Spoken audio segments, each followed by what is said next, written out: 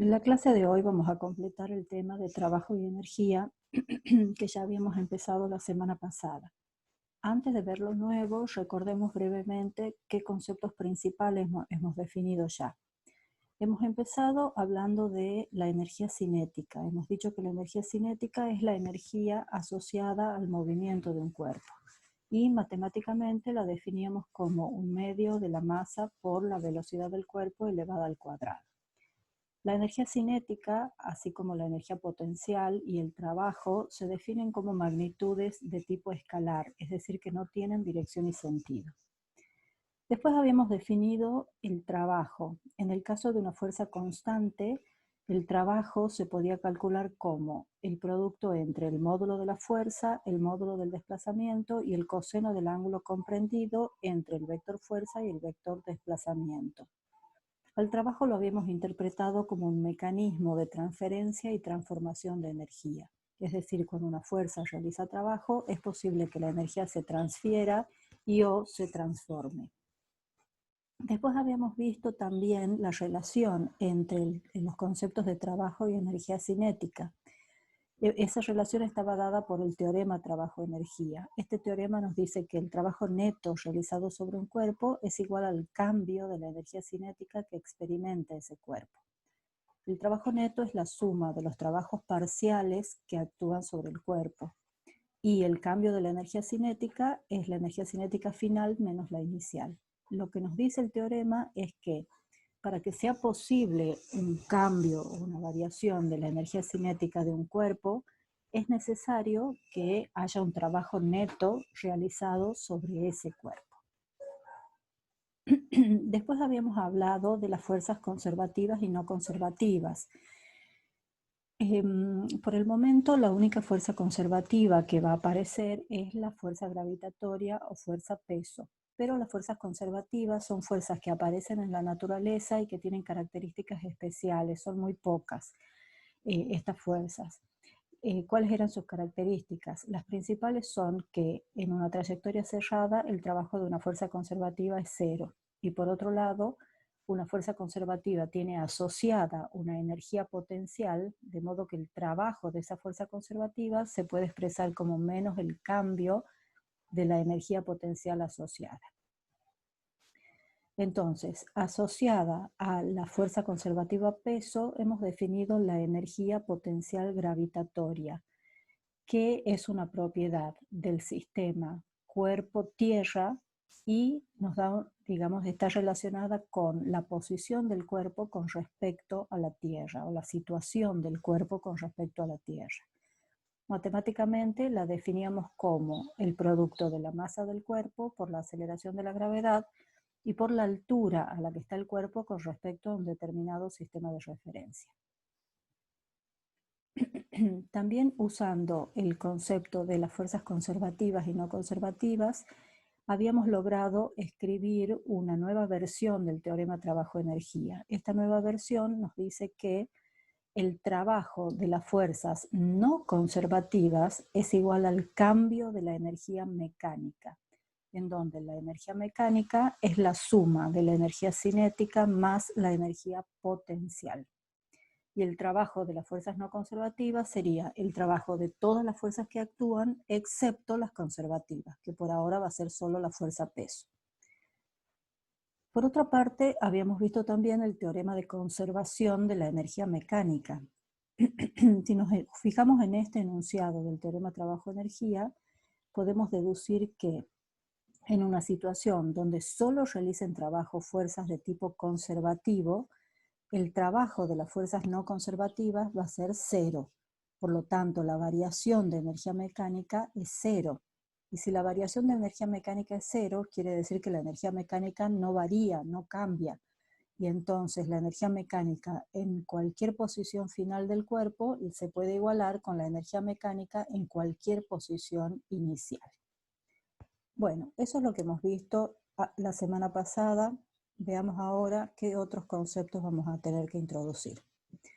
Un concepto nuevo es el concepto de potencia. La potencia tiene que ver con la rapidez con que se realiza trabajo.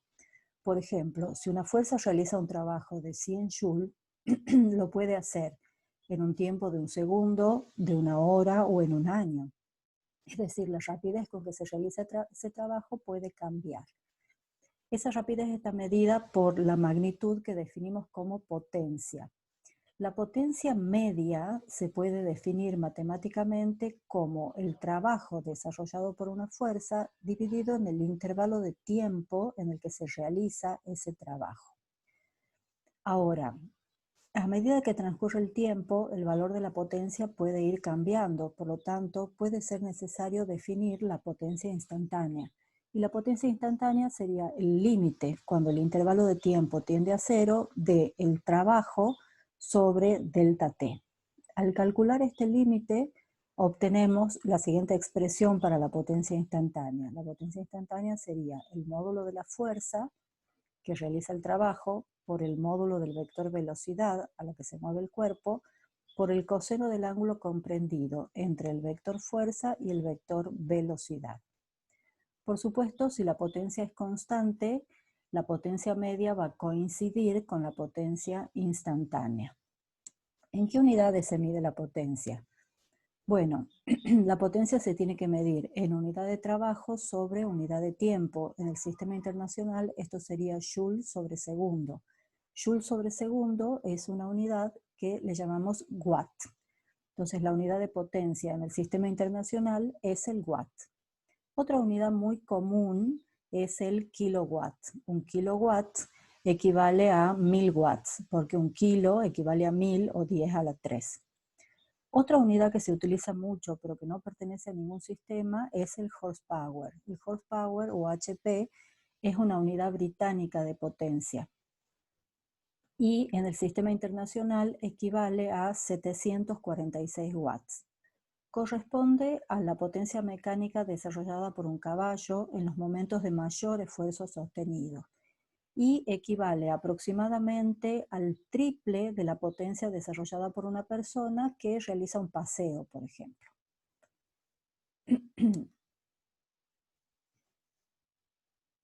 Ahora, de la definición de potencia, si despejamos el trabajo sería el producto de la potencia multiplicada por el intervalo de tiempo. A partir de esta expresión podemos entender por qué a veces el trabajo o la energía se miden en una unidad de potencia multiplicada por una unidad de tiempo. La más usual es el kilowatt hora. El kilowatt hora es, por ejemplo, la unidad de energía que se utiliza en las boletas de la electricidad. ¿Y a qué equivale un kilowatt hora? Bueno, un kilo, como sabemos, equivale a 10 a la 3. El watt lo escribimos como está y la hora la podemos expresar como 3600 segundos. Entonces nos quedaría 10 a la 3 joule sobre segundo, que es el watt, por 3600 segundos. Si cancelamos el segundo y hacemos la multiplicación, esto nos queda 3,6 por 10 a la 6 joule. Es decir, un kilowatt hora equivale a 3,6 por 10 a la 6 joule. Un kilowatt hora corresponde al trabajo realizado o a la energía utilizada por un dispositivo que tiene una potencia de 1 kilowatt funcionando durante una hora.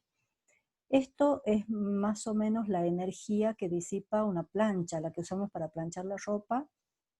La potencia de una plancha es más o menos 1000, 1200, 1500 watts. Si la plancha funciona durante un tiempo de una hora, entonces la energía total que utiliza es más o menos 1 kilowatt hora. Eso como para que tengamos una idea y nos demos cuenta que 1 kilowatt hora es una unidad grande de energía. Otras equivalencias útiles son la equivalencia entre calorías y joule. Vamos a ver que la energía también se puede medir en calorías y una caloría equivale a 4,18 joule. O una kilocaloría equivale a 4,18 por 10 a la 3 joule.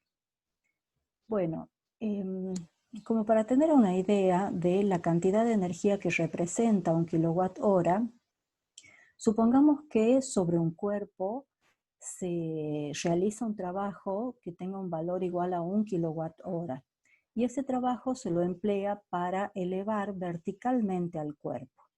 Si el cuerpo asciende a velocidad constante, entonces el trabajo, que es la fuerza aplicada por el desplazamiento por el coseno del ángulo comprendido, sería, como el cuerpo sube a velocidad constante, la fuerza que tengo que aplicar tiene que tener el mismo módulo del peso del cuerpo mg. El desplazamiento equivale a la altura hasta la cual voy a llevar el cuerpo. Y la fuerza que está apuntando hacia arriba y el desplazamiento que también están hacia arriba forman un ángulo de 0 grados. Entonces, suponiendo que sobre el cuerpo se realice un trabajo de 1 kWh, que corresponde a 3,6 por 10 a la 6 Joule, y suponiendo que el cuerpo lo llevamos hasta la cima de un edificio de unos 10 pisos, que es más o menos 30 metros, de acá podemos despejar la masa que tendríamos que desplazar. Y nos da una masa de aproximadamente 12.000 kilogramos. Es decir que con un trabajo de 1 kWh podemos subir un cuerpo de 12 toneladas hasta una altura de unos 30 metros. Como ejemplo de aplicación del concepto de potencia, vamos a ver el problema 17 del trabajo práctico. Leamos el enunciado. Un insecto volador común aplica una fuerza media igual al doble de su peso durante cada aleteo hacia abajo, cuando está suspendido en el aire. Suponga que la masa del insecto es de 10 gramos y que las alas recorren una distancia media vertical de 1 centímetro en cada aleteo. Suponiendo 100 aleteos por segundo, estime la potencia mecánica media desarrollada por el insecto. Bien, entonces acá tenemos un insecto, la masa me dice que es 10 gramos, acá la transformé a kilogramos. Teniendo la masa en kilogramos, puedo calcular el peso como el producto de la masa por la gravedad y obtenemos el peso en newton. La fuerza que aplica el insecto durante cada aleteo hacia abajo, el problema me dice que es aproximadamente igual al doble de su peso. Entonces, al peso que hemos obtenido lo multiplicamos por 2. Y la frecuencia con que vibran las alas es de unos 100 aleteos por segundo. Además, en cada aleteo hacia abajo, el desplazamiento medio es aproximadamente 1 centímetro. Acá lo transformé a metros, 0,01 metros. Si nosotros queremos calcular la potencia desarrollada por el insecto, tendríamos que calcular el trabajo que él realiza en un determinado intervalo de tiempo. Si elegimos un intervalo de tiempo de 1 segundo, vamos a tener que calcular el trabajo que hace el insecto en 1 segundo. Entonces, nos venimos para acá. Acá en el diagrama he representado la fuerza que ejerce el insecto sobre las alas, que actúa hacia abajo, y el desplazamiento medio de las alas. El trabajo desarrollado en un aleteo sería la fuerza que aplica el insecto por el desplazamiento y por el coseno de 0, porque la fuerza actúa hacia abajo y el desplazamiento también es hacia abajo. La fuerza ya la habíamos calculado, hemos dicho que es el doble del peso del insecto. El desplazamiento medio, el problema me lo daba, era 1 centímetro y bueno, el ángulo es 0. Acá estamos calculando el trabajo realizado por el insecto durante un aleteo. Pero nosotros queremos calcular el trabajo que realiza el insecto en 1 segundo. Entonces, en 1 segundo el insecto hace 100 aleteos. Entonces el trabajo total realizado en un tiempo de 1 segundo va a ser este trabajo multiplicado por 100. Al multiplicar esto por 100 obtenemos 0,196 Joule. Entonces, recién ahora que hemos calculado el trabajo realizado por el insecto en 1 segundo, podemos volver a la definición de potencia y podemos calcular esa potencia, que es el trabajo realizado en 1 segundo dividido en el intervalo de tiempo de 1 segundo. Esa potencia nos da 0,196 watts, 0,2 watts. Bien, vamos a seguir ahora. Vamos a hablar un poquito del trabajo y la potencia musculares. Bueno, acá en esta figura tenemos representado un brazo y acá tenemos el músculo bíceps. Cuando el músculo se contrae, supongamos que la persona está levantando la pesa, moviéndola hacia arriba, y eso supone una contracción del músculo. Ahí la fuerza que aplica el músculo sobre el hueso actúa en la misma dirección de la contracción del músculo, ¿sí? Este sería el desplazamiento. Entonces, como la fuerza y el desplazamiento actúan en la misma dirección y sentido, el trabajo realizado por el músculo en ese caso es positivo. Ahora, cuando la persona hace descender la pesa, ahí el músculo se elonga, el músculo se estira, entonces el desplazamiento es hacia abajo, pero la fuerza, el músculo solamente la puede aplicar en el sentido de la contracción, es decir, hacia arriba. Entonces, en este caso, el músculo realiza un trabajo de tipo negativo. Cuando una persona o un animal se mueve o se desplaza, va realizando los músculos van realizando trabajos positivos y negativos consecutivamente. Para que un músculo pueda realizar un trabajo positivo, eso implica una cierta transformación de energía. En el cuerpo tenemos acumulada energía interna y cuando los músculos realizan trabajo, esa energía interna se convierte en otro tipo de energía. Ahora, realizar trabajo negativo por un músculo no es gratuito desde el punto de vista energético. ¿Por qué? Porque hay que mantener, por ejemplo, el tono muscular. Entonces, a pesar de que el músculo está realizando un trabajo negativo, igualmente el cuerpo debe transformar energía interna en otros tipos de energía. Nosotros vamos a definir el rendimiento muscular como el cociente entre la potencia mecánica desarrollada por un músculo, es decir, el trabajo mecánico realizado por unidad de tiempo, dividido en la potencia que realmente debe desarrollar el organismo para mantener esa potencia mecánica.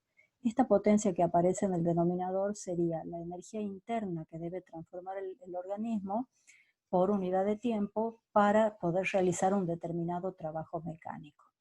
La eficiencia no es del 100%, es decir, no ocurre que el 100% de la energía interna transformada se invierta en realizar trabajo. En realidad la eficiencia promedio está alrededor de un 25%, o la eficiencia promedio es 0,25. ¿Qué quiere decir esto? Que solamente un 25% de la energía que el cuerpo transforma se invierte en realizar trabajo. El resto de la energía se transfiere al medio en forma de calor. El trabajo desarrollado por el organismo se utiliza para mantener el movimiento de los órganos vitales o se transforma en energía cinética de locomoción, por ejemplo. La otra magnitud que vamos a definir es la potencia muscular específica, que se define como la potencia media por unidad de masa muscular. En los vertebrados, esta potencia muscular específica es aproximadamente de unos 60 watts por kilogramos, pero se han llegado a medir potencias específicas más grandes, por ejemplo en colibríes e insectos, se han llegado a medir potencias específicas de hasta unos 200 watts por kilogramos. Un ejemplo interesante de transformación de energía potencial a cinética y con aportes de energía muscular que podemos dar es el caso de los giros alrededor de una barra. Acá tenemos un atleta en la primera posición que está mostrado en la figura. El atleta está ubicado verticalmente y con sus brazos tomados de la barra. El centro de masa del atleta está a una cierta posición Z con respecto al piso. Por efecto de la gravedad, el atleta va a girar, ¿no es cierto?, y va a quedar colgado de la barra, pero después continúa con el giro y vuelve a subir. Bueno,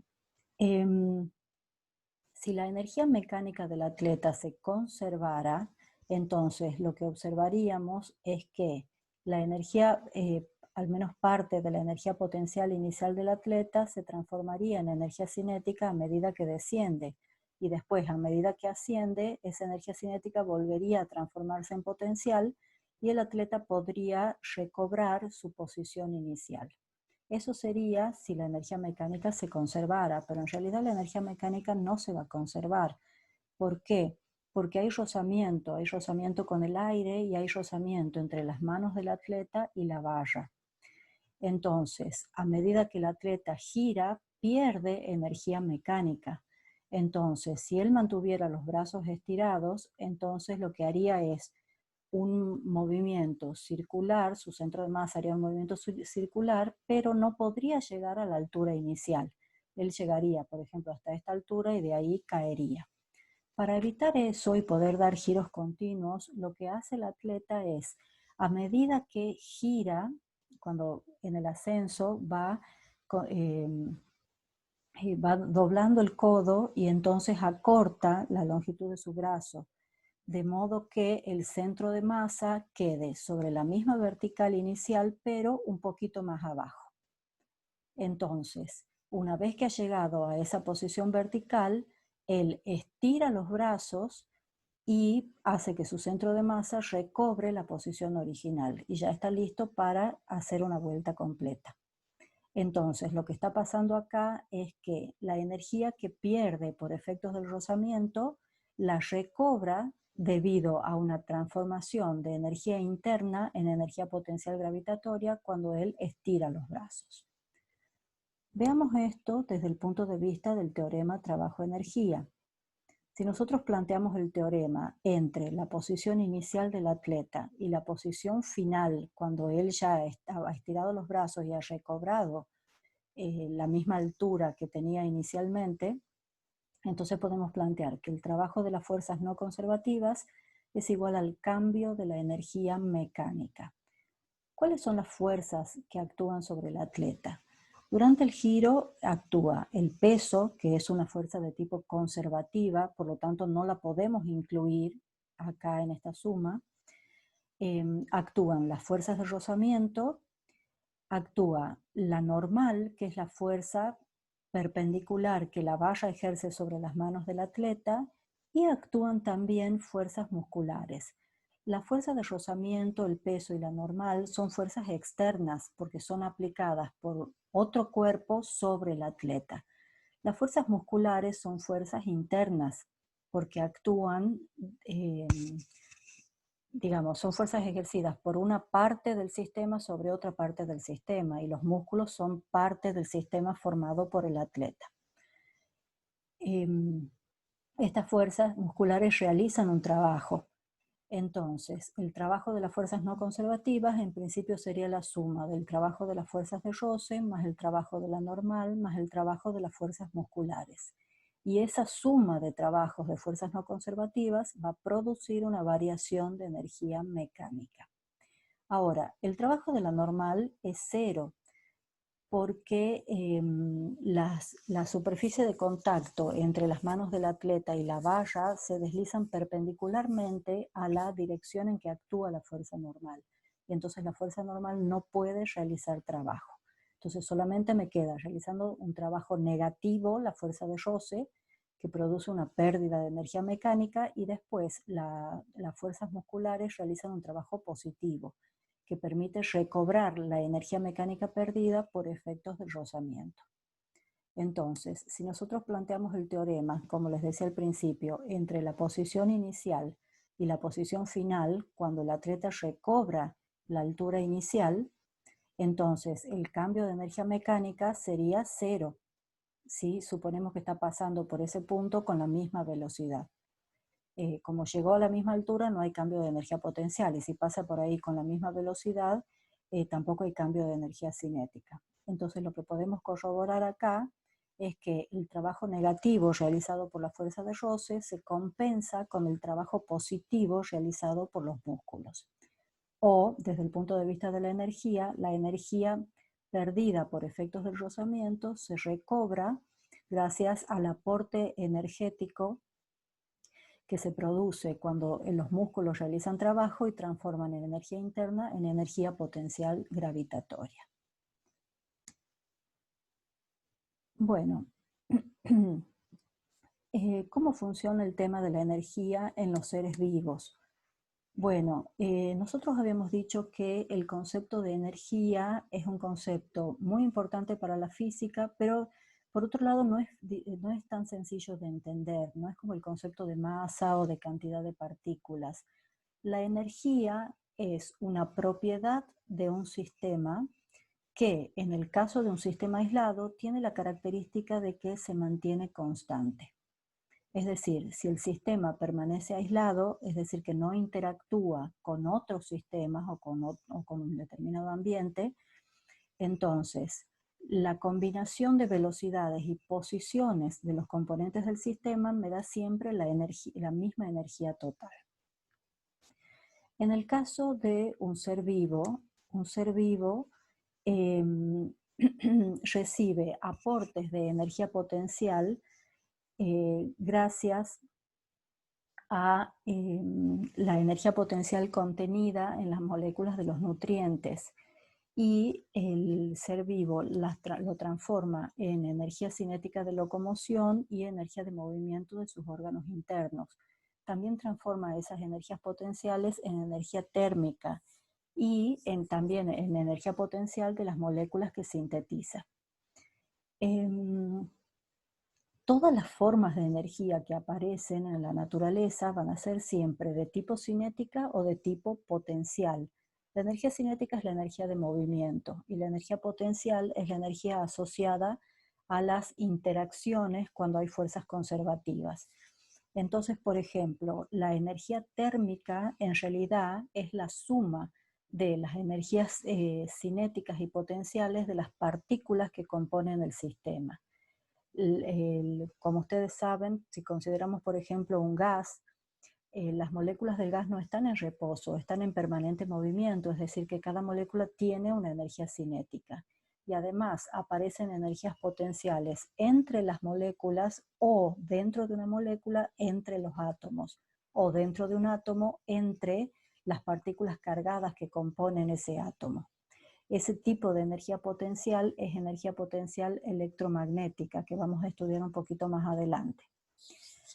La energía química, por ejemplo, de una batería también es una energía de tipo electromagnética, es energía potencial que aparece entre las moléculas o entre los átomos que componen la molécula o entre las partículas cargadas dentro del átomo. Entonces, en un ser vivo permanentemente se están produciendo transformaciones de energía, hay ingresos de energías potenciales, como les decía, debido a las energías de las moléculas de los nutrientes.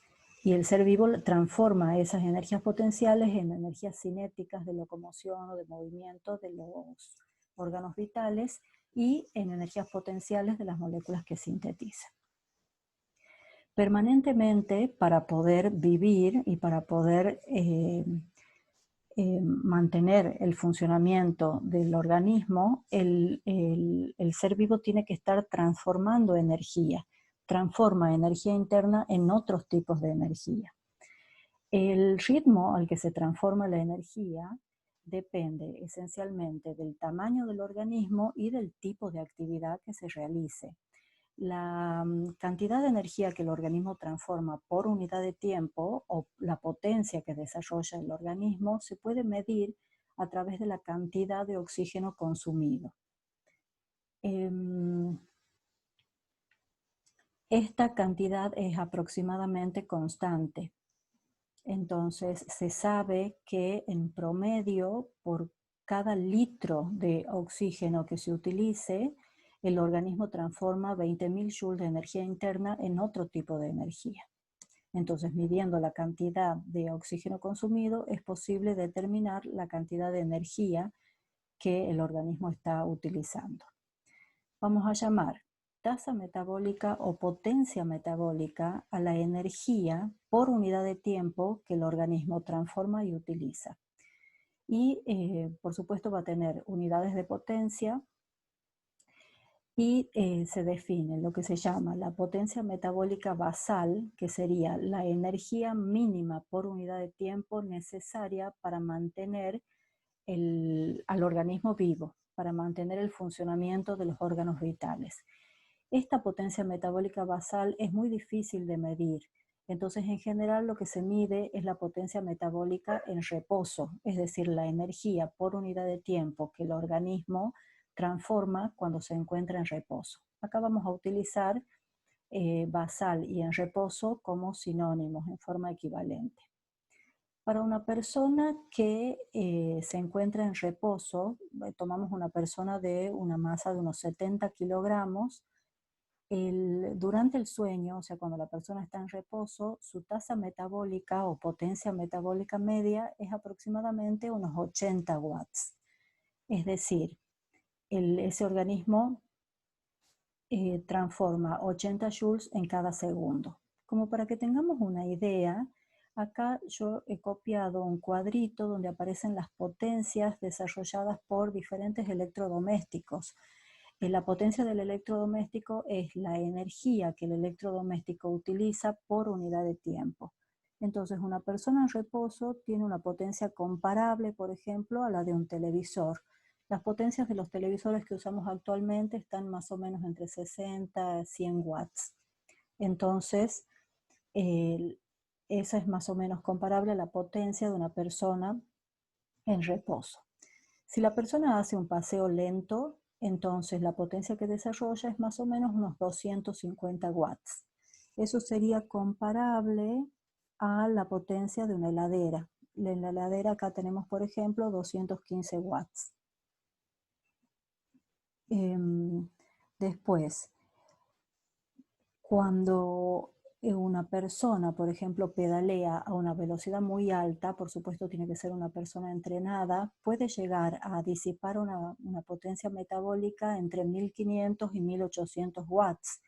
Esto es comparable, incluso más grande que la potencia de una plancha. Una plancha disipa una potencia entre 1200 y 1500 watts, o la potencia de un aire acondicionado, que también entre 1000 y 2000, 2500 watts. Es decir que una persona, un atleta entrenado, cuando pedalea a una velocidad muy grande, disipa energía y por lo tanto libera calor al mismo ritmo que una plancha. Bueno, como ejemplificación de este tema de la potencia metabólica, vamos a resolver el problema 22 del trabajo práctico. El problema nos dice, una persona de 70 kilogramos sube un tramo de escalera de 10 metros de altura en 25 segundos. ¿Qué potencia mecánica desarrolla? Exprese el resultado en watts y en HP. Bien, entonces tenemos una persona de 70 kilogramos que sube un tramo de escalera de 10 metros en un intervalo de tiempo de 25 segundos. ¿Sí? Acá tenemos una representación. Durante la subida, ¿cuáles son las fuerzas que actúan sobre la persona? Las fuerzas externas serían el peso que ejerce la tierra y la normal que la ejerce el piso. Además, vamos a tener las fuerzas musculares que, si bien son fuerzas internas, realizan trabajo durante la subida. Entonces, si nosotros planteamos el teorema trabajo-energía, tendríamos que plantear que el trabajo de las fuerzas no conservativas es igual al cambio de la energía mecánica. De las tres fuerzas que actúan, en principio serían no conservativas la normal y la fuerza muscular. Ahora, la normal no realiza trabajo porque en el punto donde actúa la normal, que es en el punto de contacto entre el pie y el piso, ese punto está en reposo, no hay desplazamiento, por lo tanto en este caso la normal tampoco realiza trabajo. Entonces este trabajo sería cero. La única fuerza no conservativa que está realizando trabajo sobre la persona es la fuerza muscular. Ahora, suponiendo que la persona suba a velocidad constante o a rapidez constante, su cambio de energía cinética sería cero. Entonces, el trabajo de la fuerza muscular se invierte en producir un aumento de la energía potencial de la persona. Es decir, si la persona subiera en un ascensor, el aumento de energía potencial que ella sufre no sale de su propio cuerpo. Ella no ha tenido que perder energía interna para ganar energía potencial gravitatoria si sube en un ascensor. Ahora, si sube gracias a su propio esfuerzo, es el trabajo de la fuerza muscular lo que ha permitido que parte de la energía interna de la persona se transforme en energía potencial gravitatoria. Entonces, el trabajo desarrollado por las fuerzas musculares corresponden al cambio de la energía potencial gravitatoria, que serían la masa por la gravedad por el cambio de altura. La masa de la persona la conocemos la gravedad, y el cambio de altura que sufre es de 10 metros. Por lo tanto, el trabajo de la fuerza muscular es 6.860 Joule. El problema me pedía qué potencia mecánica desarrolla la persona. La potencia mecánica desarrollada por la persona va a ser el trabajo muscular realizado dividido en el tiempo en el que se realiza ese trabajo. Como ella sube la distancia de 10 metros en 25 segundos, haciendo el cociente podemos calcular la potencia. Esta potencia es 274 watts aproximadamente. Si la transformamos a HP, nos da 0,37 HP.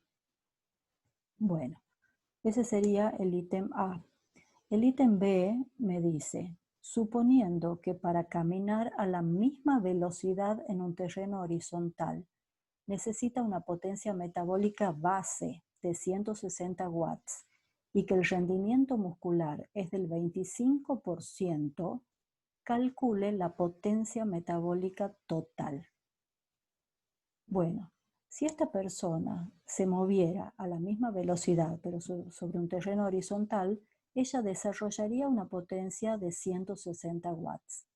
Ahora, para poder subir la escalera, ella tiene que desarrollar una potencia extra, de tal forma que parte de la energía transformada por unidad de tiempo se destine a realizar trabajo y le permita incrementar su energía potencial gravitatoria. Ahora, el problema me dice que el rendimiento muscular es del 25%. ¿Qué significa eso? Quiere decir que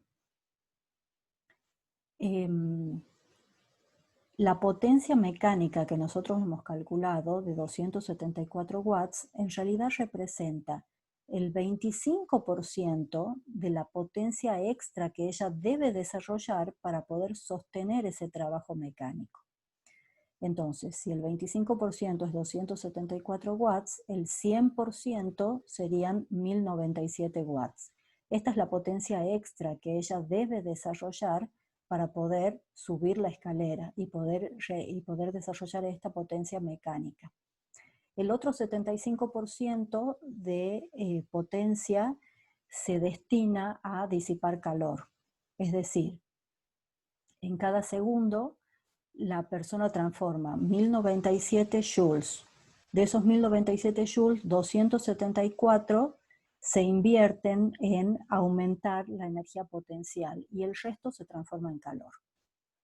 Ahora, la potencia total sería la potencia extra que ella ha tenido que desarrollar para poder realizar trabajo mecánico de subir la escalera, más la potencia metabólica base, que es la potencia que de todas formas ella tendría que desarrollar si no subiera la escalera y se moviera en un terreno plano. Entonces la potencia total serían la potencia metabólica base de 160 watts más la potencia extra que hemos calculado.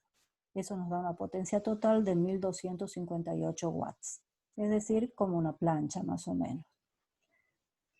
Bien, y después el punto C me dice, ¿qué energía metabólica total transforma al subir la escalera? Expresa el resultado en joule y en kilocalorías. Entonces, para poder calcular la energía metabólica total, es decir, la energía interna que el cuerpo ha perdido y que se ha transformado en energía térmica y en energía potencial gravitatoria, lo que hacemos es multiplicar la potencia metabólica total por el intervalo de tiempo. Entonces tendríamos los 1258 watts que hemos calculado acá por el intervalo de tiempo en el que ella sube la escalera, que serían 25 segundos. Esto me da 31.440 joules, pero si usando la equivalencia lo transformamos a kilocalorías, nos da 7,5 kilocalorías. Las kilocalorías es la unidad en que se mide el aporte energético de los alimentos. Si tenemos en cuenta, por ejemplo, que un yogur descremado tiene 80 o 75 kilocalorías, quiere decir que para quemar el aporte energético de un yogur descremado, la persona tendría que subir 10 veces la escalera. Bien, bueno, con esto terminamos. Esta semana hay que terminar todos los problemas de trabajo y energía y van a quedar para la semana que viene los de impulso y cantidad de movimiento que están en el mismo práctico.